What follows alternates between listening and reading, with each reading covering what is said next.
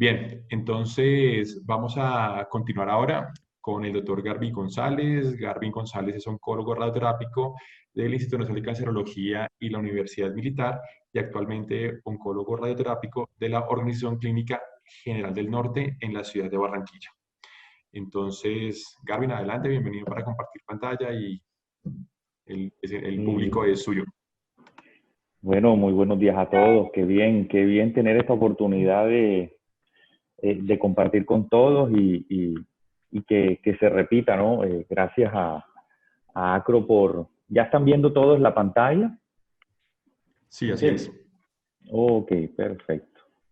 Entonces, bueno, no, gracias a Acro por la invitación, por esta oportunidad de discutir casos, también por la iniciativa del doctor Javier Cifuentes, porque de verdad que nos hacía falta poder compartir un poco entre todos lo que vemos cada día, ¿no? Entonces, bueno, muy agradecido de poder compartir y ojalá podamos sacar un poco de conclusiones de este caso que yo voy a compartir. El doctor Cifuentes me dio un ejemplo de cómo se deben compartir los casos clínicos con muchas imágenes. En mi caso me fui un poco más tradicional. Vamos a presentar algo, una presentación y voy más como a desglosar cómo hubiésemos actuado todos en este caso. Es un caso que apenas va a empezar su tratamiento, pero quiero que discutamos todos si lo hubiésemos hecho de la misma manera o lo hubiésemos hecho de una manera diferente. Sean bienvenidos a discutir en cualquier momento, interrumpir la charla. Intenté hacerlo como combinado, presentar el caso, lo elegí de manera estratégica para generar confusión, polémica, y bueno, por eso bienvenidos todos a participar de manera dinámica, porque es que esa es la idea. Entonces, se trata de una paciente femenina de 61 años. Ella es ingeniera, es una persona profesional, muy inteligente, con una red de apoyo muy bien estructurada dentro de su red familiar. Ella es madre de otros médicos y entiende perfectamente la patología, tiene un afrontamiento hacia la enfermedad totalmente correcto y no tiene absolutamente ninguna comorbilidad, no es hipertensa, no es diabética y está en excelentes condiciones generales. Ella consultó inicialmente por un dolor en el periné y una hemorragia de vías digestivas bajas.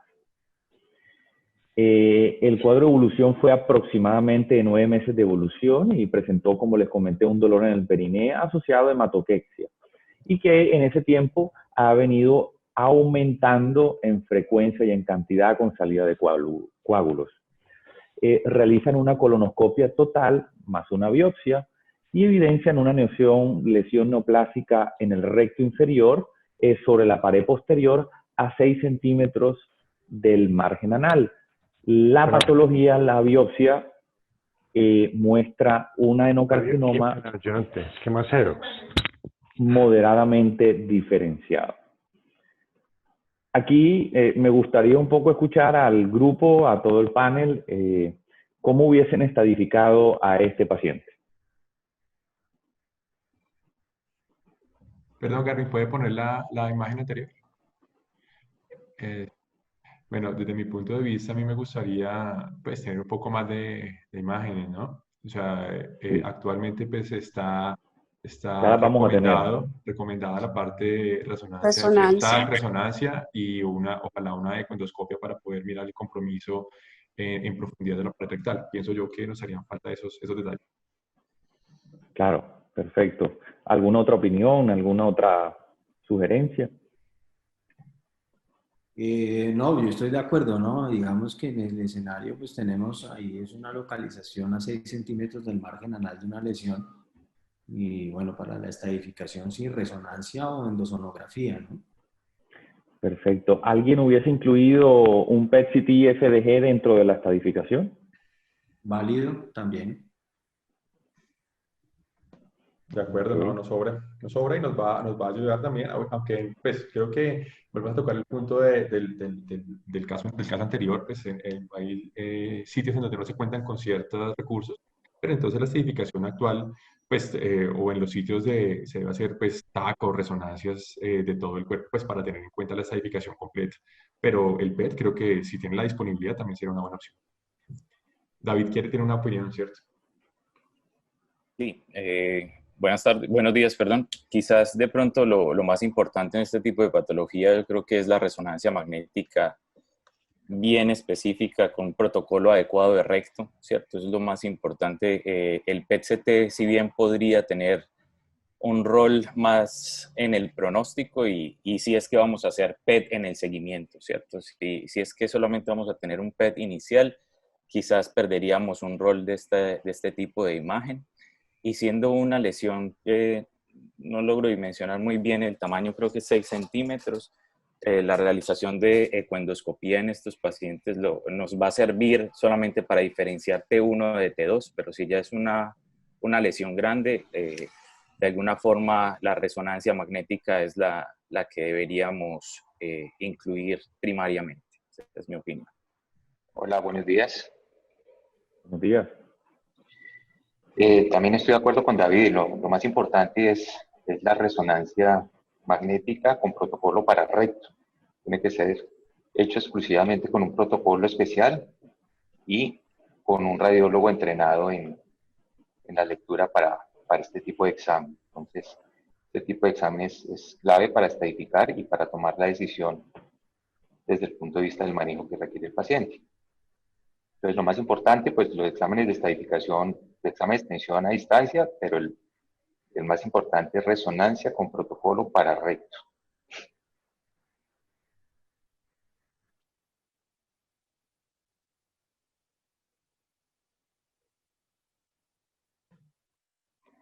Listo, Garvin, adelante.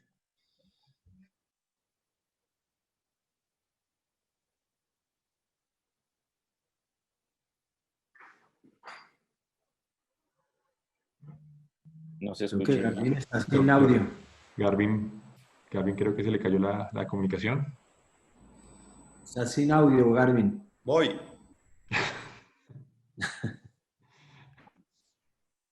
¿Ya me escuchan?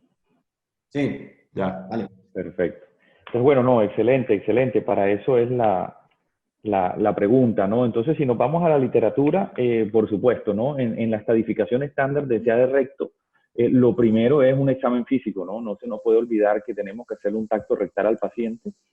Primero para documentar que la lesión, qué tamaño nos impresiona clínicamente, porque lo que dijo el doctor David es fundamental, es decir, una endosonografía endoscópica depende mucho de la impresión que tengamos, si es una lesión T1, T2 o si nos impresiona ya que vamos a una enfermedad más localmente avanzada, en donde de pronto la endosonografía ya no cumple un objetivo tan importante. Y los estudios recomendados, por supuesto, son tomografías de tórax y para mirar el abdomen y la pelvis se sugiere, por supuesto, una resonancia magnética contrastada. Con respecto al recto, como nos comentaron todos del grupo, tiene que haber un protocolo especial hacia el recto y hay algo fundamental y es que el radiólogo ojalá tenga una formación diferencial o tenga una tendencia, una inclinación hacia entender la patología rectal, porque cada día la información que ellos nos den con respecto a la infiltración de las capas del recto y el mesorrecto pueden modificar las conductas. Entonces, por eso hacía la pregunta, porque la estadificación en recto se está volviendo suculenta o se ha vuelto suculenta.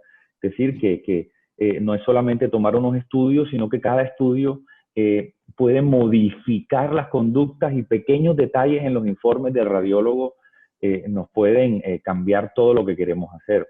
Y como esto es un caso de la vida real, pues vamos a ir viendo cómo pasa esto en la vida real. Este paciente se realizó una resonancia magnética de abdomen y pelvis contrastada, simple y contrastada, y nos mostró un engrosamiento del recto con una extensión de 3 centímetros, con un margen proximal a 66 milímetros de reborde anal con realce del medio de contraste. No se presenciaron adenomegalias y en el primer abordaje de la resonancia se informó que se respetaba la grasa mesorrectal. Sin embargo, en el hígado se presenció una lesión en el lóbulo izquierdo del segmento 2, una imagen redondeada de 14 milímetros de diámetro, con baja señal en influencia en T1, pero hiperintensa en T2, con un realce homogéneo del contraste y leve restricción. El radiólogo le reportaba como una probable lesión metastásica.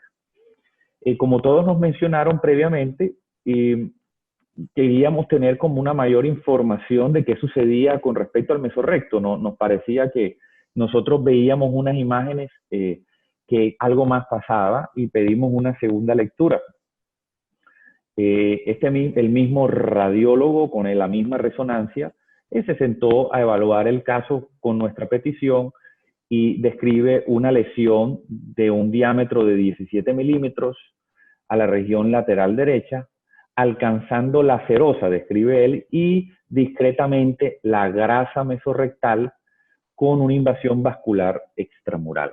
Esa es la información que teníamos.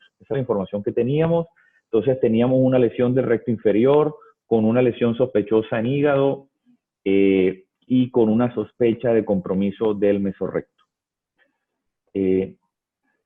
Realizamos una endosonografía, como nos comentaron, pero el aporte del doctor David es muy importante en el sentido que la endosonografía tiene un rol fundamental, sobre todo en T1, T2. Encontramos una lesión infiltrante a 5 centímetros del margen anal. Miren que ya empezamos a tener discrepancias entre las diferencias técnicas imaginológicas que nos pueden ayudar en centímetros, en milímetros, que ocupa el 60% de la luz, que se encuentra entre el recto inferior y el recto medio. El endosonografista visualiza una lesión de aspecto infiltrante, ulcerada, mamelonada, que ocupa el 60% a 5 centímetros, la cual compromete hasta la cuarta capa muscular propia, penetrando un pequeño pólipo dentro de la grasa perirectal y la estadifica como un T3. Y no hay adenopatías y el esfínter está conservado. Entonces, con esta información, el grupo decidió solicitar un PET-CT. Con FDG. Quiero aclarar que el PET-CT con FDG, desde el punto de vista estricto de la literatura, no está indicado de manera diseminada en el CA de recto, únicamente cuando uno tiene algún tipo de duda con respecto a los estudios morfológicos estándar para evaluar qué está pasando desde el punto de vista sistémico, pero no hace parte del protocolo clásico del CA de recto. Entonces nosotros solicitamos un PET-CT. Este PET-CT con FDG nos mostró una lesión intensamente hipermetabólica en el recto, hacia la pared posterior y lateral derecha, y una lesión que ya estaba documentada por resonancia magnética en el lóbulo izquierdo del hígado, segmento 2, que sugiere en primera instancia que sea metastásica. Pero algo que no se había descrito en las tomografías iniciales de tórax, por supuesto la presentación la tengo de una manera estratégica presentada, un nódulo sólido con densidad de tejidos blandos, con un leve incremento del metabolismo glicolítico que mide 10.5 milímetros esticulada en su eje mayor, en el segmento basal del lóbulo inferior del pulmón. Y que el grupo de medicina nuclear, junto al apoyo de radiología, piensan que muy probablemente es metastásica. Perdón, Garvin, creo que David tiene una intervención. Claro, por supuesto. Súper interesante. Yo creo que también es importante en la descripción de la resonancia magnética la descripción de la infiltración vascular extramural, que este es uno de los criterios principales para así el tumor sea, entre comillas, pequeño, que tenga alta capacidad metastásica, ¿cierto? Entonces, es uno de los criterios principales y que es muy interesante que lo hayan reportado y eso es lo que deberíamos buscar también, ¿no? Eso era como el comentario. Excelente, sí, David, y que cada día tenemos que trabajar en nuestros grupos para fomentar que estas variables, así como el margen circunferencial, se interpreten en la resonancia magnética de recto. No, totalmente de acuerdo. Súper bien. Aquí tengo unas imágenes representativas del PET-CT. en donde vemos la lesión hepática documentada claramente hipermetabólica, una lesión en el recto como tenemos descrito en las diferentes perspectivas, axial y sagitales, y el nódulo especulado en el lóbulo del pulmón como describimos anteriormente. Entonces, con la información previamente descrita, se decidió estadificar al paciente como un adenocarcinoma moderadamente diferenciado de recto bajo, un T3N0 M1B por el compromiso hepático y pulmonar, lo que nos daría un estadio 4B. Cada especialidad quirúrgica, como cirugía hepatobiliar y cirugía de tórax, como coloproctología, consideraron que en cada subsitio era posible resecar cada lesión. Entonces les hago la pregunta. Teniendo esta información, ¿cuál sería el mejor abordaje para este caso en particular? Escucho las opiniones. Bueno, pues a mí me parece que o sea, tenemos dos sitios metastásicos, pulmón e hígado, susceptibles de ser resecados quirúrgicamente y ver la posibilidad de manejo sistémico, ¿cierto? No ha dicho nada del manejo sistémico, pero pues me imagino que este paciente es candidato a ello. Yo pensaría, una interpretación de, bueno, vale la pena tener en cuenta que los ciclos cortos de tratamiento con radioterapia son bien interesantes en los pacientes metastásicos y en los cuales se puede pensar en una resección quirúrgica al momento de iniciar el manejo, ¿no? A mí no me disgustaría de pronto una propuesta de un ciclo corto, ¿de acuerdo? Teniendo en cuenta que es un paciente metastásico y que va a ser llevado a cirugía tanto del primario como del pulmón como del hígado. Pensaría yo que podría ser una buena opción dentro de las muchas que pueden caber en este paciente. David, ¿tiene la manito alzada? Cuéntenos. También quería comentar al respecto, totalmente de acuerdo con el planteamiento de poder proponer un ciclo corto de radioterapia y así de alguna forma garantizar el manejo local en la parte del recto y dejar pues el tratamiento a la resección local, sea de la metastasectomía hepática o la del pulmón, teniendo también en cuenta que nosotros podríamos, si es que no fuera quirúrgico por alguna comorbilidad, etcétera, poder hacer un tratamiento ablativo en este tipo de casos, ¿cierto? También creo que nos falta también ver la parte del EGFR y el CARRAS para poder definir el manejo sistémico, pero en la misma línea el doctor Bo ha dicho. Tengo una pregunta, doctor Bobadilla. Digamos, uno en este caso que es una enfermedad sistémica hablaría de una quimioterapia más un tratamiento local en el recto como de 5 fracciones y esperar.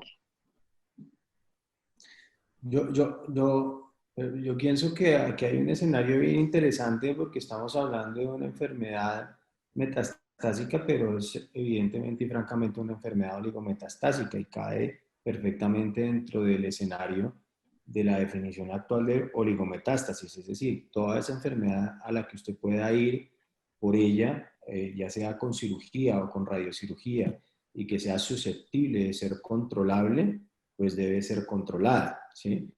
Yo creería que el planteamiento aquí estaría en el escenario de hacer la metastasectomía pulmonar, la metastasectomía hepática, o si el paciente tiene contraindicado por alguna comorbilidad, hacer un tratamiento ablativo. Y obviamente pues, la evaluación en el escenario pues, con los estudios de extensión que nos ha mostrado Garbi, pues al igual que piensa David e Iván, yo creo que deberíamos ir por un ciclo corto de radioterapia para intentar mejorar la resecabilidad del tumor primario de ese paciente. El doctor Ricardo Sánchez tiene la mano levantada. Adelante, Ricardo.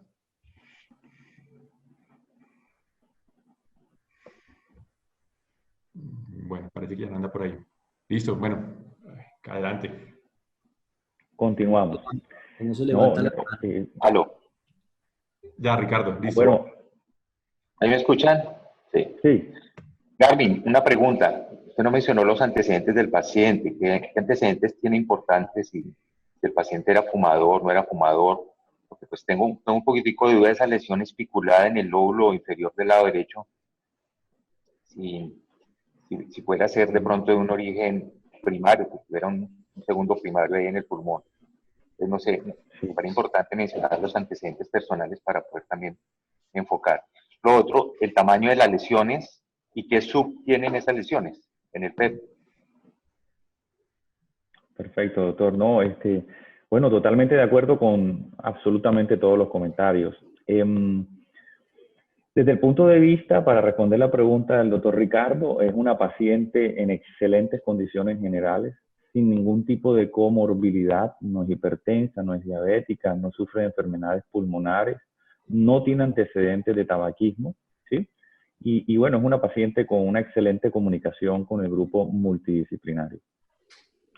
Desde el punto de vista del SUV, tendría yo, bueno, que buscar exactamente los SUV, y si no estoy mal, el recto era de 7.8, del hígado era de 10.2, y a nivel pulmonar estaba en 5.3. Imaginológicamente, la lesión pulmonar era especulada, irregular y de 10.5 milímetros. Pienso que el pensamiento de indagar que esta lesión pulmonar sea metastásica o un segundo primario es totalmente válido y está dentro de las variables que debemos tener en cuenta para definir la conducta terapéutica. Totalmente de acuerdo. Traigo el caso muy así como lo vemos en la vida real, ¿no? Como uno lo tiene y como lo va recibiendo para representar un poco lo que nosotros vivimos día a día solucionando los casos.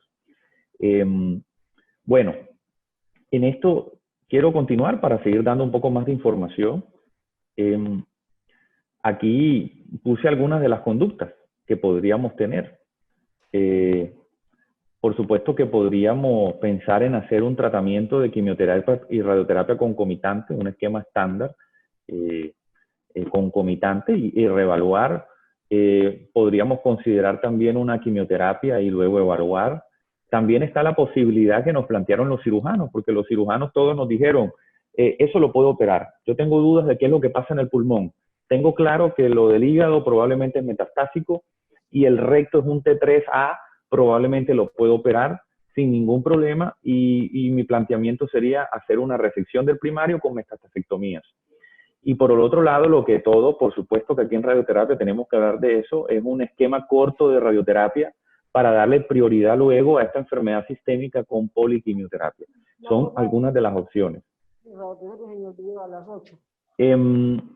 Casualmente, este caso en particular se presentó en 3 juntas diferentes, ¿sí? Por eso lo traigo. 2 de ellas fueron nacionales y una de ellas fue internacional, ¿sí? En la primera junta nacional se presentó y se enfocó el caso como un estadio 4 metastásico y que la intención del tratamiento era netamente paliativa y el paciente debía ser llevado a quimioterapia con intención paliativa sin pensar en un enfoque quirúrgico o radioterápico.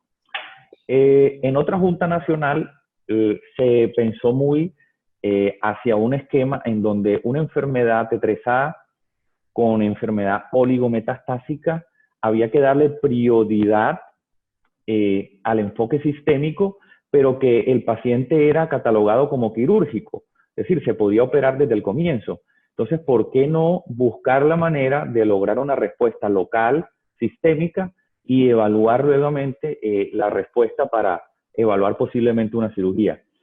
Y en una junta internacional, esta fue realizada en Heidelberg, Alemania, que presentamos el caso, el enfoque del grupo fue totalmente quirúrgico, siendo ellos uno de los principales autores de tratamientos de neoadyuvancia total en estos casos, localmente avanzados y luego metastásicos.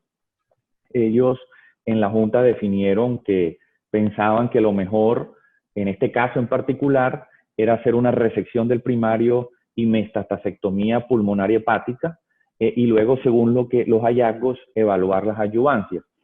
Los argumentos principales que ellos utilizaban era que, como el doctor Ricardo, le generaba un poquito de duda, a pesar de que la paciente no tenía ningún antecedente de tabaquismo, la lesión hepática, y que bueno, que en estos momentos la paciente era quirúrgica y que podía ser quirúrgica, y bueno, ese fue su enfoque. Entonces, traigo esta diapositiva para que veamos que a pesar de tener un solo caso, en diferentes grupos estructurados, multidisciplinarios, surgieron 3 caminos diferentes, opuestos. La paciente entendía perfectamente los diferentes conceptos de las diferentes especialidades y bueno, se sentó con nosotros a encontrar el mejor camino.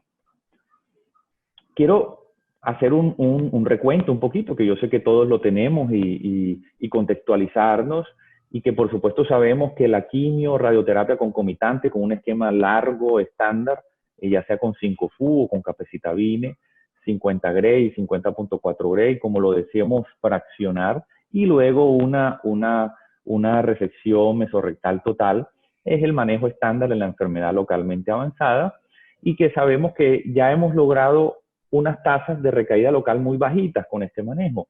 Es decir, sabemos que estamos entre menos del 10% y 5% de recaídas a 5 años locales, pero sabemos que tenemos una oportunidad de mejora en la enfermedad localmente avanzada con las metástasis a distancia, que es la que en recto, en enfermedad localmente avanzada, nos está poniendo el pronóstico. Sabemos que aún tenemos más del 25% de probabilidad de recaídas a distancia. Y de ahí la literatura está buscando como ya hemos mejorado el control local, lo hemos logrado tener muy óptimo, cómo nos trasladamos también a mejorar el desenlace a distancia.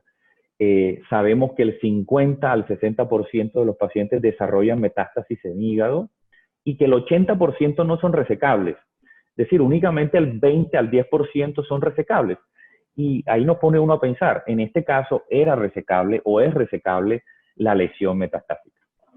Por otro lado, entender que no la mayoría, sino pocas, son sincrónicas en el hígado.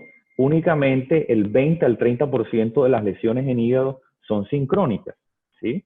La mayoría suelen presentarse de manera metacrónica, es decir, luego del tratamiento primario, luego de 6 meses, luego de un tiempo específico, es que el paciente tiene metástasis hepática. Esto nos hace pensar que los pacientes que debutan con una lesión hepática probablemente tienen un comportamiento más agresivo que el metacrónico. Esto nos hace pensar. Y que el 50% de los pacientes que fallecen tienen metástasis al hígado, ¿sí? Es por eso que en la literatura, buscando mejorar esta oportunidad de mejora, los desenlaces a distancia, se habla, y en ASCO este año fue uno de los temas más importantes, y es la estrategia de terapia neoadyuvante total, ¿sí? Como una manera de encontrar un control local óptimo, que ya lo tenemos, pero mejorar los desenlaces a distancia, ¿sí? Traigo, por ejemplo, lo que nos trae la guía de la NCCN de este año con respecto a cómo manejar las lesiones que son metastásicas sincrónicas, ¿sí? ¿Cuál debe ser el enfoque? Entonces, lo primero es catalogarlas si son resecables o no son resecables. En este caso, los cirujanos fueron muy claros en decirnos, es resecable. Y la NCCN al menos nos dice, bueno, es muy importante la resonancia, es muy importante que la resonancia nos aclare el compromiso mesorrectal.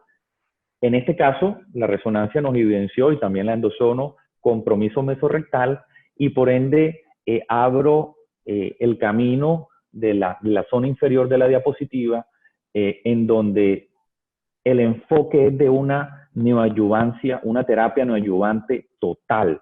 Es decir, de integrar el manejo de radiación concomitante junto a estrategias de poliquimioterapia que nos ayuden a controlar la enfermedad sistémica y ojalá lograr una mayor respuesta de tasa patológica a nivel local. Y por ahí, bueno, se desglosa una cantidad de estudios y estamos desarrollándolos en el tiempo. Aquí la NCCN nos plantea unos caminos. Uno de ellos es el que veo que el grupo, por supuesto, si estamos en radioterapia tenemos que hablar de eso, es el esquema corto de radioterapia con el enfoque de lograr un control local, pero que a su vez rápidamente el paciente pueda ser llevado a una intervención sistémica con quimioterapia o poliquimioterapia. Entonces, sigo dando un poco de datos para seguir enriqueciendo la discusión y el debate académico en este caso. Con respecto a la radioterapia, la paciente se relacionó mucho con otorgar un tratamiento de neoadyuvancia total. En las terapias de neoadyuvancia total existe el concepto de otorgar radio concomitante o radio esquema corto y luego unas quimioterapias, poliquimioterapia. El orden de esto, si primero va la poliquimio, luego va la radio, o primero va la radio y luego la poliquimio, es algo que aún se tiene que debatir y lo vamos a mirar más adelante.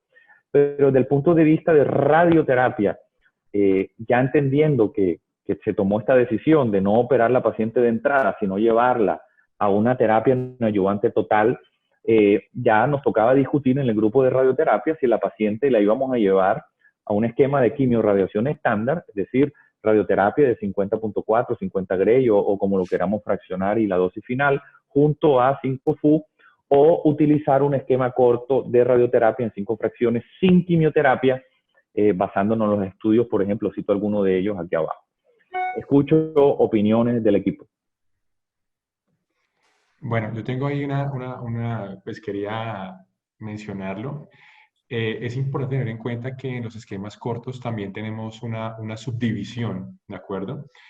Y es si la cirugía es inmediata o si es diferida. Y se ha visto, o sea, en el esquema diferido es que hacemos la radioterapia en esquema corto, luego unos meses de quimioterapia y luego se lleva al manejo quirúrgico de resección local. Y se ha visto una respuesta patológica muy importante en los pacientes en que se hace el esquema corto con cirugía diferida. Y creería yo, porque todavía no está estandarizado, pero ya la NDCN lo avala, que ese esquema corto con cirugía diferida es el ideal para pacientes con enfermedad metastásica, porque en el tiempo que recibe la quimioterapia, después de la radioterapia y antes de la cirugía, se logra también un manejo sistémico importante y un control de la enfermedad metastásica. Entonces, pues también hubiera sido interesante que, o bueno, no sé, más adelante, como esto está estratégicamente cuadrado, pues también tener en cuenta que ese esquema corto con cirugía diferida es bien interesante en el escenario de esta paciente. Yo también estoy de acuerdo con Ivancho. Pienso que en TNP pues hay varias opciones.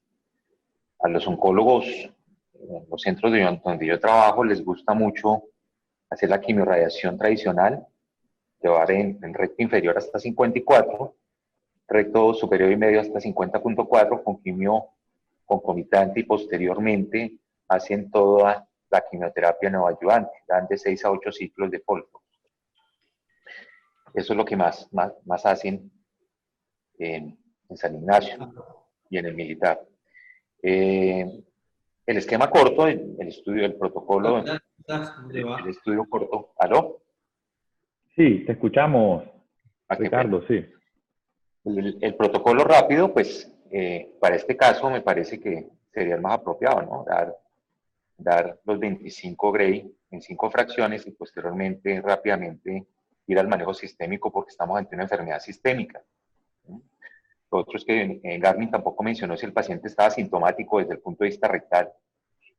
Pero bueno, igual independiente ya se escogió hacer TNT y pienso que el más apropiado sería darle el protocolo rápido con radio y posteriormente soltarlo para darle toda la quimioterapia antes de ser llevado a cirugía. Yo estaría de acuerdo con ese protocolo, con el protocolo rápido, dándole la radio y quimioterapia. No entiendo ahí por qué pusiste sin quimioterapia. Doctor, los esquemas cortos de 25 Gray en 5 fracciones, las recomendaciones al día de hoy es iniciarlos sin quimioterapia. Y posteriormente, según lo que se considere en el riesgo de la enfermedad, el paciente será llevado a cirugía o un esquema de terapia neoadyuvante total. Pero en el protocolo clásico y la recomendación al día de hoy, la vamos a mirar, es que durante las 5 sesiones el paciente es llevado a radioterapia sin quimioterapia al día de hoy. Sí, se refiere a esa no concomitante, me imagino. De pronto entendí mal. Sí, Que no sea ya, concomitante. Si no Concomitante, sí. Ah, ok, no. Sí, no, concomitante ni pechiras, pero sí no lo sabemos en un futuro cómo cambia. Sí. David Martínez tiene la mano elevada.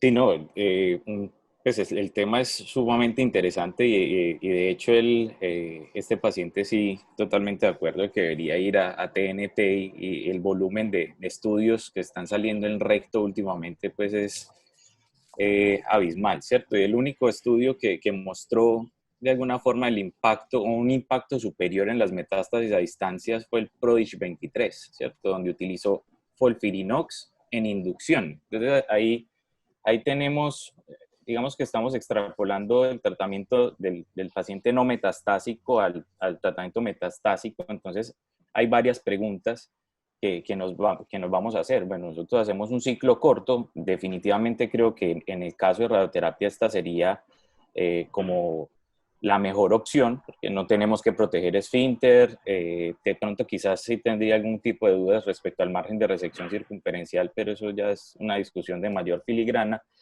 Pero sí debería tener una quimioterapia de mayor actividad, ¿cierto? Entonces, nos queda la pregunta, ¿lo hacemos en consolidación? ¿Lo hacemos en inducción? ¿Cierto? Hay varias preguntas que resolver en el tiempo al respecto sobre este caso que está muy, muy interesante.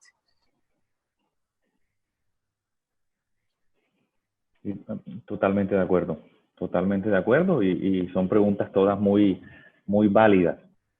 Bueno, muy bien, entonces veo que todos nos inclinamos en este contexto a que el paciente no debe ser llevado a cirugía de entrada, ¿sí? Sino que debe recibir una terapia neoadyuvante total, y esto implica que incluye dentro de su abordaje un tipo de radioterapia, ya sea esquema corto o un esquema largo concomitante, pero incluir también, como lo mencionaba el doctor, una inducción o consolidación de una poliquimioterapia para abordar el manejo sistémico que nos está enfrentando esta enfermedad. Me llama la atención porque yo estoy totalmente de acuerdo, pero un grupo a nosotros nos generó un poquito como de dudas en la decisión, que un grupo líder en investigación de enfermedad oligometastásica que nos apoyó en este caso, definía que el caso debía ser operado de entrada. ¿Alguien piensa que este caso debía haber sido operado de entrada? Yo hubiera opinado que no. Está demostrado que la neoadyuvancia es una muy buena opción en estos pacientes y yo pensaría que la cirugía, no hubiera votado por ella en una junta. Okay. Yo no hubiera operado, no cirugía tampoco. Ok, perfecto. Bueno, Bueno, seguimos. Perdón un segundo porque yo sí quisiera aquí el escenario, porque acordémonos que es que estamos al frente de una enfermedad metastásica, ¿no? Entonces, a mí me parecería que en este paciente, a mí sí me gustaría tener un poquitico más claro a cuál es la enfermedad que nosotros nos estábamos enfrentando. Y a mí en el escenario, digamos que pues todos sabemos que la neoadyuvancia, los beneficios que tienen en el control local de la enfermedad. Pero, digamos, si estamos en un escenario de una enfermedad que ya es metastásica, pues yo creería que de pronto el control local de la enfermedad, yo pasaría de pronto, no lo dejaría como mi plan A, sino de pronto como mi plan B. Entonces, en el escenario de la enfermedad metastásica, yo creería, y como es una enfermedad oligometastásica, a mí sí no me hubiera disgustado de entrada el planteamiento que se hace de haber entrado a operar las 3 localizaciones donde la enfermedad estaba demostrada. Yo al respecto pienso que hay mayor tasa de complicaciones. O sea, bueno, si se entra para el recto, que es una opción, este paciente después necesitaría un manejo adyuvante de radio en pelvis. Y está ya descrito que cuando se hace radioterapia postoperatoria, la tasa de complicaciones a nivel de o sea, de estenosis, de la anastomosis es mayor. Entonces, no es descabellado pensarlo, pero yo pensaría que pues, ya está claro que es mejor la radio preoperatoria que la posoperatoria. Y por eso el esquema corto es una muy buena opción para lograr un inicio de manejo sistémico rápido. Ok, ok, no, válido. Pienso que todas las posturas están bien, ¿no? Estamos en un momento de la literatura, para este caso en particular, por eso lo traigo, que nos puede tratar todas las teorías, pero sí hay una tendencia, a considerar que el paciente debe ser llevado a un enfoque oncológico médico que integre quimioterapia y radioterapia dentro de ese abordaje, más que un abordaje quirúrgico inicial, pero es algo que probablemente no lo podemos desglosar con unos argumentos y citando artículos específicos hoy en día. Pero sí la tendencia, y veo que el grupo la tiene y nosotros también la tuvimos, es hacia un manejo de una terapia neoadyuvante total, entendiendo todas las otras posiciones muy válidas, ¿sí? Traigo a continuación, por ejemplo, la recomendación que trae la guía del 2020 que nos dio Astro con respecto, por supuesto, no estamos hablando de enfermedad oligometastásica, sino de cómo abordar de manera neoadyuvante con radioterapia el recto, ¿sí? Y traigo las recomendaciones que ellos nos dan a 2020. Por supuesto, como primera recomendación, ellos sugieren un tratamiento concomitante neoadyuvante con quimio-radioterapia con una dosis de 5040 centigrados de 25 a 28 sesiones en conjunto con quimioterapia. Proponen también que los pacientes pueden recibir un esquema corto de 25 Gray en 5 fracciones sin quimioterapia concomitante, ¿sí? ¿Qué sugieren? Que el manejo de quimioterapia exclusiva, ¿sí?, como estrategia neoadyuvante, hoy no lo debemos recomendar, sino nada más en los casos exclusivos de estudios en donde podamos integrar el paciente a un estudio científico para utilizarlo. Esto para descartar una de las propuestas que nos quería presentar un grupo multidisciplinario, una junta, pero por supuesto estamos hablando de una enfermedad metastásica, entonces, bueno, difícil. Y acá en la guía nos recomiendan que los pacientes que van a ser llevados a neoadyuvancia, los pacientes que no tienen criterios de riesgo, esto es muy importante, por ahí vi que varios lo han comentado, que no tienen criterios de riesgo. ¿Criterios de riesgo cómo así? Pacientes que tengan más probabilidad de recaídas locales, esto incluye los pacientes que sean T3, que estén a menos de 5 centímetros del margen anal, o que tengan un margen circunferencial radial de menos de 2 milímetros y que no tengan compromiso vascular en la resonancia mesorrectal. Estos son los casos que más se recomiendan para manejo de quimio-radio y sobre todo esquemas cortos.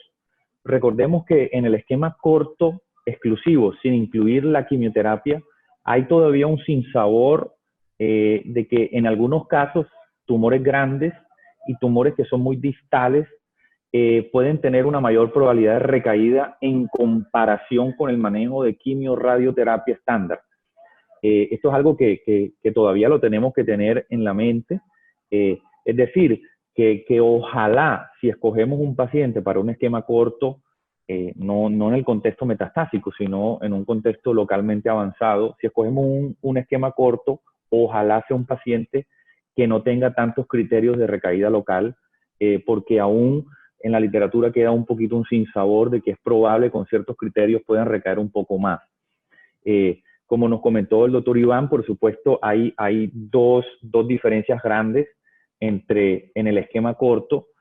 Se pueden operar rápidamente después del esquema corto o se pueden operar un tiempo después para esperar una respuesta patológica, pero bueno, ya parece ser que tenemos comparaciones en donde es mucho mejor esperar un tiempo con el objetivo de tener una mayor respuesta patológica y ojalá sobre todo en ese tiempo de espera, por eso es muy útil el esquema corto, introducir un manejo sistémico. Entonces, bueno, les traigo un poquito esta diapositiva y nos refrescamos un poco en esos conceptos que todos los tenemos claros. Algunos mencionaron estos estudios. Los traigo aquí y los cito. Me parecen supremamente interesantes. No los tiene la guía incluida de Astro, porque en el momento que se publicó la guía de Astro, estos aún, o esta fase de los estudios no se había publicado. Y son 3 estudios aleatorizados. Uno es el OPRA, otro es el PRODIGE 23 y otro es el Rápido, que viene publicándose desde hace mucho tiempo. Yo creo que el que todos más de pronto podemos conocer.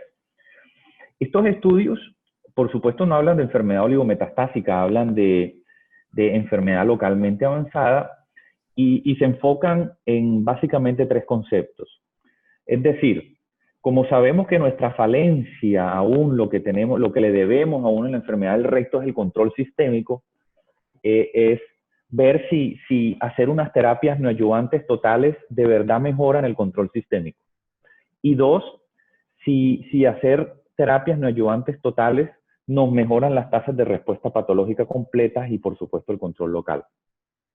Y tercero, el otro punto es cuál debe ser la secuencialidad. Es decir, primero va la radio o primero va la quimioterapia, la poliquimio. Primero debemos hacer es quimio radio y luego poliquimio. O primero debemos hacer es esquema corto y poliquimio. Bueno, ellos tratan de responder todas estas preguntas, ¿sí? Pero ninguno comparó una neoadyuvancia total completa versus un esquema de quimio-radiación estándar. No, ninguno lo hizo.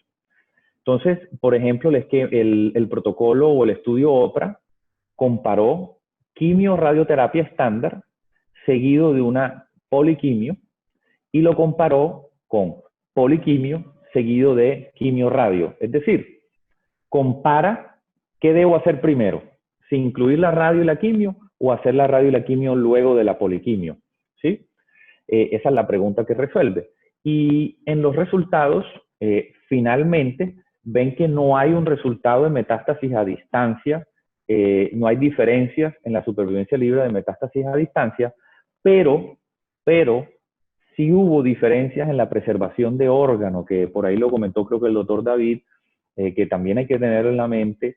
El esquema que incluía la quimio radio inicialmente y luego poliquimio demostró ser estadísticamente significativo para preservar órgano, es decir, un 59% versus un 43%. Por supuesto hay que entrar a desglosar el estudio y evaluarlo. El estudio PRODIGE 23 que les traigo aquí intenta también hacer este tipo de comparaciones. Aleatorizó 2 brazos, uno de quimioterapia, luego de quimio-radioterapia estándar y luego su cirugía, versus y luego una quimioterapia adyuvante, ¿sí? Y lo comparó con quimio-radioterapia sin más quimioterapia, luego la cirugía y quimioterapia adyuvante. En este estudio se evidencia, ¿sí?, que incluir antes de la cirugía un tratamiento de poliquimioterapia mejora los desenlaces de metástasis a distancia, de la supervivencia libre de desarrollar metástasis a distancia. Y también mejora las tasas de respuesta patológica completa. Es decir, incluir la poliquimio en enfermedad localmente avanzada previo a la cirugía nos podría dar mejores desenlaces a distancia y mejores desenlaces de respuesta patológica completa. De tercer ejemplo, traigo el estudio rápido. Este estudio creo que se relaciona mucho a lo que todos hemos ido planteando, que es un esquema corto, luego poliquimio y luego el paciente llevado a cirugía. Y lo compararon con quimio, radioterapia estándar, cirugía y luego quimioterapia adyuvante. En este estudio también se evidencia que la metástasis a distancia, ¿sí?, fue inferior, ¿sí?, a 3 años en el grupo que se le incluyó la quimioterapia previo a la cirugía. Esto va muy acorde a lo que nos mencionaba el doctor Iván, de que ya tenemos claro que probablemente todo lo tenemos que hacer neoadyuvante, y a su vez también demuestra que hacer un esquema corto y luego incluir la poliquimio previo a la cirugía da unas mejores tasas de respuesta patológica completa. Recordemos que la respuesta patológica completa con un esquema estándar de quimio radio Haber-Gamma siempre nos ha, por supuesto, ilustrado, lo debemos tener en la mente en un 15%, del 15 al 18%. Pero si ya incluimos unas estrategias de neoadyuvancia total, vemos que podemos aumentar la probabilidad de estas respuestas patológicas completas por encima del 20%, como lo vemos en estos estudios plasmados que traigo y cito el día de hoy. Entonces, nosotros finalmente, con toda esta discusión y muy acorde a lo que todo el equipo creo que ha planteado, escogimos una radioterapia externa, un esquema corto, ¿sí?, una dosis por fracción de 5 Gray para una dosis total de 25 Gray, y se escogió luego KPOX, ¿sí?, que ahí hay 2 esquemas que están sugeridos, que es el FOLFOX y el KPOX, pero hay estudios en curso para escoger y ver si se hacen otros. Y por supuesto hay que incluir la biología molecular y cosas que no hemos tratado en esta charla. Y luego de terminar estos 6 ciclos, hay que revalorar al paciente y ahí van a surgir muchas otras dudas. Aquí les quiero traer, porque en este momento la paciente inició apenas la radioterapia hace unos días y bueno, estamos todos, estoy muy dispuesto, ojalá, a presentar en un futuro cómo nos fue, cómo le ha ido a la paciente. Y en la junta tuvimos muchos interrogantes al tomar la decisión, y uno de los interrogantes que tenemos y vamos a tener es, luego de que terminemos todo esto, ¿cómo se deberá hacer el abordaje quirúrgico? Es decir, todo depende de la respuesta. No sabemos si la paciente va a responder de manera completa en lo que vimos en el pulmón o en el hígado, a su vez en el recto. Si la paciente responde completamente, ¿se opera? A nivel metastásico, ¿no se opera? ¿Cómo le vamos a hacer seguimiento a la lesión hepática para ver si desapareció o no desapareció, o si se va a operar el lecho, o si se opera lo que encontremos más adelante? Es decir, la cirugía se tendrá que hacer al mismo tiempo o se hará secuencial, es decir, uno opera el pulmón, el hígado, el recto al mismo tiempo, o se opera primero el hígado, luego el recto. Bueno, una cantidad de dudas que le transmito al equipo, que nosotros también tenemos, que la literatura aún no es clara en resolverla. Y bueno, y por eso traigo este caso para escuchar ideas y bueno, qué otros comentarios puedo tener al respecto en este caso en particular. Y soy todo oídos. Bueno, Garvin, ¿qué pienso yo? Precisamente por el enfoque que quisieron hacer en la Alemania, en la junta que tú presentaste, estas dudas pues se despegan más fácilmente, porque si de entrada operan el primario y los dos sitios de lesiones metastásicas, pues esas dudas no las tendríamos después de hacer un esquema de TNT en donde estamos extrapolando el manejo para pacientes con enfermedad localmente avanzada, no metastásica, como es el caso, o metastásica, como es el caso de la paciente. Entonces, ahí es donde entran las dudas posterior a la respuesta. Pienso que si tiene respuesta completa a nivel de las lesiones metastásicas, pues muy difícilmente un cirujano de tórax va a llegar a tratar de ir a buscar o a resecar en el lóbulo inferior derecho una lesión que no se ve. Si no pueden encontrar lesiones menores de 1 centímetro, no las operan, no llegan ahí, pues si ya tiene una respuesta completa a ese nivel, pues pienso que no va a ser enfocado desde el punto de vista quirúrgico. Lo mismo la lesión hepática si desaparece completamente. Entonces pienso que ahí el enfoque sería quirúrgico con respuesta completa en las lesiones metastásicas a nivel del recto, haciendo una extrapolación como si fuera un TNT para cáncer de recto localmente avanzado, que no es el caso de la paciente. Entonces pienso que mi punto de vista sería que si responde completamente, nada más sería hacerle la cirugía a nivel del recto. Y lo otro, dejarlo en observación. Yo estoy de acuerdo con la posición de Ricardo. Eh, si hay una respuesta completa, pues obviamente no hay forma de hacer un abordaje quirúrgico fácil. Y pues también recordar que o sea, el ciclo corto con cirugía diferida también está indicado pues para pacientes metastásicos. Obviamente aquí la duda grande es si la lesión pulmonar correspondía a un segundo primario o a una lesión metastásica. Y eso es lo que no se sabe. Ahora, si con KPOX responde la lesión pulmonar completa, pues creo que nos daría una idea importante de a qué nos estábamos enfrentando a nivel pulmonar.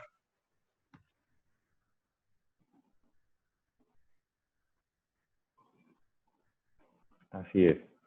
¿Algún otro comentario?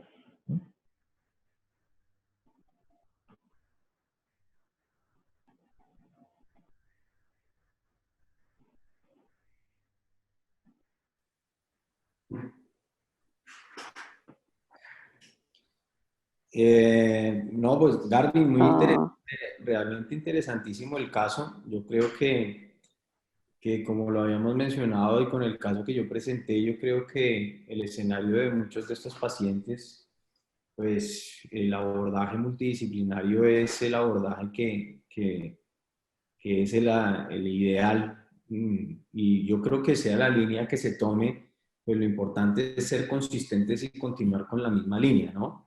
Digamos aquí en el escenario, como ya lo mencionaron Iván y Ricardo, pues se optó por, digamos, el manejo de la enfermedad metastásica, hacerlo con terapia sistémica y pues en ese orden de ideas, si hay una respuesta completa, pues con la terapia sistémica, pues la paciente debería seguir en observación y pues seguramente con un PET en tiempo prudente después de haber terminado todo su proceso de radiación. Pero creo que ese sería como el escenario. Y pues como lo dijo Iván, pues ahí la prueba terapéutica de la duda que queda es si el nódulo pulmonar correspondió a enfermedad metastásica o no. Pues yo pienso que si el nódulo desaparece, pues ahí ya tenemos la prueba fehaciente de que estábamos en una enfermedad metastásica y no un escenario de una enfermedad de un segundo primario. Pero bueno, Pero sí, estamos de acuerdo interesantísimo. Javi, pero estamos de acuerdo en operar la parte pélvica, ¿no? Claro que sí. O sea, Claro, por no tendría supuesto. ninguna duda tampoco yo. No, vuelvo e insisto, la enfermedad es una enfermedad oligometastásica. Esta paciente tiene todavía un tratamiento con una finalidad curativa y por supuesto que el primario debe ser tratado quirúrgicamente, se tiene que operar, claro, sin ninguna duda.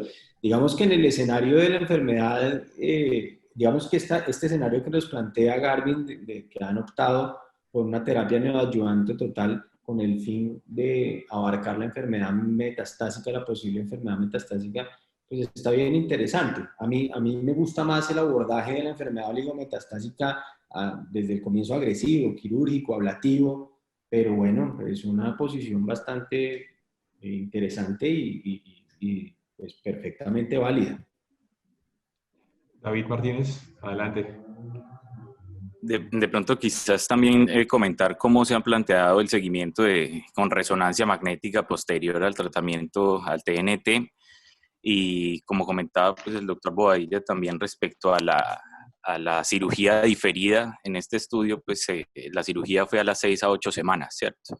Y quizás no sé qué pensarían si en las 6 a 8 semanas el paciente tiene por resonancia magnética una respuesta importante. ¿Le darían chance de seguirlo observando hasta las 12 semanas, 14, 16 y mirar a ver si hace más respuesta o le derivarían directamente a cirugía? Hola, David. Muy interesante esa pregunta. Pienso que hoy en día se está esperando más tiempo de lo que se esperaba anteriormente para llevar el paciente o decidir llevarlo o no a cirugía. Entonces pienso que si tiene una respuesta mayor al 50%, 60%, a las 6 semanas da chance para seguirlo observando. Y pues no estamos hablando de este caso, pero en la gran mayoría de casos se puede esperar a 16, 18 semanas siempre y cuando se vea en una resonancia magnética por difusión, es donde toda la parte inflamatoria de la radiación queda abolida con este tipo de imagen y podemos ver realmente el tumor y qué respuesta está teniendo. Entonces pienso que la tendencia hoy en día es tomar las cosas un poquito con más calma y poder darle chance a algunas pacientes de ofrecerle algún tratamiento de evitar la cirugía, ¿no? Entonces pienso que hoy en día la tendencia sí es esa, tratar de esperar un poquito más y tomar exámenes con resonancia por difusión para tratar de mirar la respuesta a nivel del tumor. Antes de darle el paso a la doctora Nidia, yo sí quiero recomendar algo y pues el tema de watch and wait o esperar después o revisar, pues hacer un seguimiento de la respuesta a nivel local, pues sí está cada vez teniendo más fuerza, pero en los protocolos largos no tengo conocimiento que estemos ante un watch and wait después de un esquema de hipofraccionamiento. Creería que aún nos falta un poquito para eso, esa es mi opinión. Doctora Nidia, adelante. Sí, tenía precisamente esa inquietud, porque uno a veces tiene pacientes que son, por ejemplo, de 80 años, que no cumplen criterios para una cirugía conservadora y que uno puede tener una respuesta completa. Bueno, hay estudios, como hemos visto, que hacen biopsia y podrían quedar en observación en pequeños tumores. Pero en casos como este de enfermedad metastásica en un paciente, por ejemplo, de 80 años, con una respuesta clínica completa, imagenológica y hasta por biopsia, ¿ustedes pensarían en completar radioterapia? Porque dimos una radioterapia, una dosis para un esquema de adyuvancia, pero no como para un protocolo radical. Esa es la inquietud que me ha quedado, que he tenido algún caso o dos como esos. Sí, yo tengo la misma impresión. Yo considero que los esquemas de observación, primero, cuando hacemos un protocolo largo, estamos dando entre 50 y 50.4 Grays, y un esquema para dejar una observación debe recibir al menos 54 Grays para hablarse de radicalidad. Ahora bien, en un esquema de hipofraccionamiento, eh, repito, no conozco, no sé si los hayan, pueda que los hayan, pero no conozco que haya un protocolo de observación respuesta completa después de un esquema de hipofraccionamiento. Si alguien lo conoce, pues bienvenido, pero creo que no lo hay, no sé. Y si dieras el esquema convencional de 54 Grays y tiene una respuesta completa y el paciente no se quiere operar por la edad, por ejemplo, o tiene una contraindicación, ¿harían un boost, digamos, después de la quimio o ya uno terminaría ahí su tratamiento? Pues con una dosis que uno no consideraría tan alta para un tratamiento radical. Pues yo pienso yo que si la dosis de 54 Grays, esa es la dosis que está descrita para el protocolo de Watch and Wait.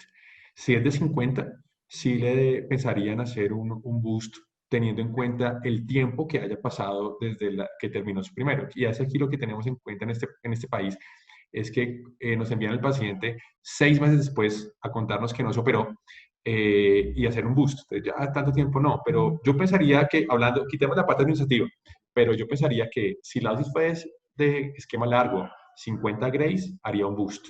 Si fue de 54 Grays, no haría un boost. Doctora Nidia. Ese tema es bien interesante para discutir, Iván, porque este es uno de los escenarios que yo nunca... ¿Dónde estabas? ¿Aló? Yo no te vi. Ya cerré el micrófono. Adelante. Que uno de los escenarios que es bien interesante en las discusiones de los pacientes en los que se dejan en observación que han tenido respuestas clínicas completas o respuestas patológicas completas es, o sea, yo creo que uno desde el inicio debe definir cuál es el paciente que va para un tratamiento definitivo o va para un tratamiento neoadyuvante, ¿sí? Porque es bien diferente por lo que usted acaba de mencionar de la dosis que entregamos. Entonces, esa es una de las cosas que a mí siempre me ha llamado la atención, que a uno le llega en el paciente después de una neoadyuvancia fallida, donde de pronto no hubo una buena respuesta y el paciente es declarado irresecable, pero no por una condición médica del paciente, no por una complicación del paciente, sino porque no hubo una respuesta al tratamiento. O sea, ¿qué papel juega dar una dosis de 6 grays adicionales para esos pacientes? ¿Eso vale la pena? O sea, no Bueno, lo veo como un escenario como plausible. Sí. Yo ahí quería aportar un poquito, así como con la quimioterapia se ha logrado intentar, digamos, pongamos la palabra, intensificar la respuesta, tanto local como sistémica, con los esquemas de neoadjuvancia total. Por supuesto que en radioterapia no nos hemos quedado atrás, sino que ustedes saben, siempre la radioterapia tiene en la literatura una fuerza comercial inferior, pero por supuesto que existen artículos que han intentado escalar la dosis, ¿no? Ya sea con unos bus integrados, también hay artículos que lo han descrito en recto bajo con braquiterapia, ¿sí? En donde se quiere lograr una mayor respuesta patológica, superar esas fronteras del 15 al 18% y pasarlas por encima del 20%. Hay autores que han intentado esto con radio sola, ya sea dando un refuerzo integrado simultáneo con IMRT o la técnica que se quiera escoger, o braquiterapia. Y a la luz de la evidencia de esos artículos que han intentado esa intensificación de la respuesta, se ve una mayor tasa de respuesta patológica, pero al parecer, desafortunadamente, las tasas de proctitis severas superan lo que normalmente nosotros deseamos otorgarle al paciente, ¿sí? Sobre todo en ese enfoque no quirúrgico. Entonces, yo sí creo que tenemos algún grado de literatura de escalar la dosis con cualquier técnica, nos podría dar, lógicamente, una respuesta patológica mayor, pero creo que en ese aspecto nos lidera o creo que la quimio o esta estrategia de neoadjuvancia total con poliquimio luego de la radioterapia tiene un balance, al parecer, a largo plazo en toxicidad como que mayor. Pero esto lo tendremos que ir viendo. Por ahora, el escalamiento por encima de 50, 54 Gray aún no es que no nos ha demostrado un desenlace mayor, ni en control local, ni en respuesta patológica, ni en supervivencia global. Entonces yo pensaría que al día de hoy tenemos que llegar máximo a esas dosis. Ok. Claro, pero lo que usted menciona, Garvin, yo creo que lo importante es que uno debe elegir al paciente que uno cree que eventualmente puede ser llevado como a este escenario, si me hago entender, porque es que la discusión que yo planteo es el escenario del paciente que tú terminas una dosis de 50, 50.4 Grays, lo remites a la valoración para la cirugía y el paciente regresa a tu consulta 2 o 3 meses después y te dicen que el paciente fue declarado. No lo van a operar. ¿Sí? Entonces, yo no veo que haya ahí ningún papel de iniciar y de dar un refuerzo adicional a esos pacientes. ¿Sí? Ese es el escenario que yo planteo. Ese paciente falló a la neoadjuvancia y muy probablemente debería ir a un tratamiento sistémico intensivo, ¿sí? Para intentar hacer algo. Pero escalar una dosis de irradiación 2 o 3 meses después para darle 4 o 6 Grays adicionales, yo eso no le veo sentido. Ese es el planteamiento que o sea, yo creo que el escalamiento de dosis se debe plantear desde el inicio en el paciente, en un escenario de un bus integrado, un bus secuencial, llámelo como quiera, pero debe ser un planteamiento que se debe hacer desde el inicio al paciente, no ese escalamiento diferido cuando el paciente fue declarado no quirúrgico. Adelante, David. Sí, totalmente de acuerdo con el doctor Cifuentes que si vamos a plantear un tratamiento de escalamiento de dosis debe ser desde el planteamiento inicial del tratamiento. Y comentar un poquito quizás lo que comentaba Garvin respecto al el escalamiento con braqui. Los estudios desde el 2015, unos estudios que vienen de Manchester, utilizando 10 Grays de boost luego de administrar 5.400, en realidad la tasa de respuesta subió un montón y de alguna forma un montón es casi a 70%, ¿no? Entonces, lo que mostraban más estos estudios era como la tasa libre, el tiempo libre de colostomía, ¿cierto? Que era 3 años. Y una cosa interesante fue que la mayoría de las recaídas de estos pacientes fueron local regrowths, ¿cierto? Y fueron posibilidad de hacer rescate con tratamientos más locales. Entonces, todo el enfoque de esta estrategia estaba más para llevar los pacientes a watch and wait. Sí, entonces, que es otro tema que digamos, no estamos tocando aquí, pero es un tema que es bastante interesante. El año entrante, si el COVID nos deja, es el próximo FICAR en Brasil y ese congreso es sumamente interesante, donde se reúnen todas las autoridades en el tratamiento de recto y es de manera multidisciplinaria. Entonces, sí, si tienen oportunidad de poder viajar a Brasil el año entrante, si tenemos, sería interesante poder ir y comentar todo esto. Listo. Listo. 99.000 pesos. 43 pulgadas. Ok, bueno, no, de mi parte no hay más comentarios, era lo que quería como presentarles y ojalá tengamos la oportunidad, por eso lo dejé de esta manera, de repetir este evento y ojalá en un tiempo pueda mostrarles los desenlaces de este caso y podamos resolver más adelante las preguntas que todos hemos tenido y bueno, ojalá les pueda mostrar algo más adelante de cómo le fue a esta paciente. Gracias a todos por sus intervenciones y gracias a todos por la invitación. Muchas gracias, Garvin. Muy bien presentado el caso, lo felicito. Felicitaciones, Garvin. De verdad, muy interesante. Bueno, entonces, listo. Bueno, entonces, pues, Garvin, muchísimas gracias por la presentación. Creo que este mecanismo de hablar sobre casos clínicos fue bien interesante y surtió el efecto que queríamos, que era generar una discusión bien importante. Pues quiero agradecer a todos los que participaron en este evento. Este es nuestro segundo evento sobre experiencia y casos clínicos en radioterapia en Colombia. El primero virtual, es el segundo que ha generado esta sociedad. Entonces queremos agradecer a todos los que estuvieron pendientes, a los que participaron. Este va a ser, como les mencioné al principio, nuestro último evento académico del año por parte de la sociedad y esperamos que el próximo año 2021 nos traiga muchas más cosas. Vamos a empezar, ya estamos programando lo mejor de ASTRA para el 2021 y seguir de forma virtual, pues que lo que la pandemia nos ha permitido y lo que nos ha llevado pues hacer muchas más actividades académicas en beneficio del grupo de toda la radioterapia en el país. Entonces, muchísimas gracias a todos, a Javier Cifuentes, a Garvin González por sus presentaciones, fantásticos casos, creo que todos aprendimos muchísimo de este evento. Entonces, los invito a que sigamos participando en todos los eventos académicos y particularmente en los patrocinados por la Sociedad de Radioterapia.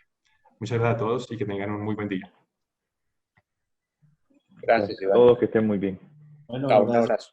Por la atención y Muchas gracias.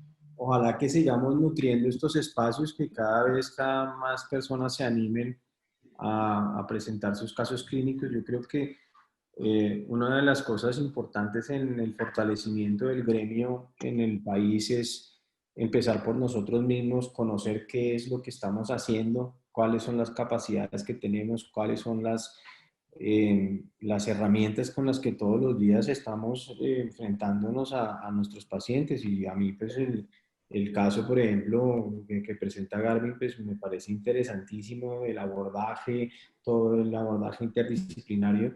Y yo estoy seguro que todos tenemos casos muy interesantes, casos que hemos abordado, casos de éxito, que sería muy bueno que pudiéramos seguirlos presentando cotidianamente en este espacio para enriquecernos y animarnos a hacer cada vez más cosas que hacen en otros lados y como contagiarnos de eso. De acuerdo. Así De acuerdo. Gracias, Javier.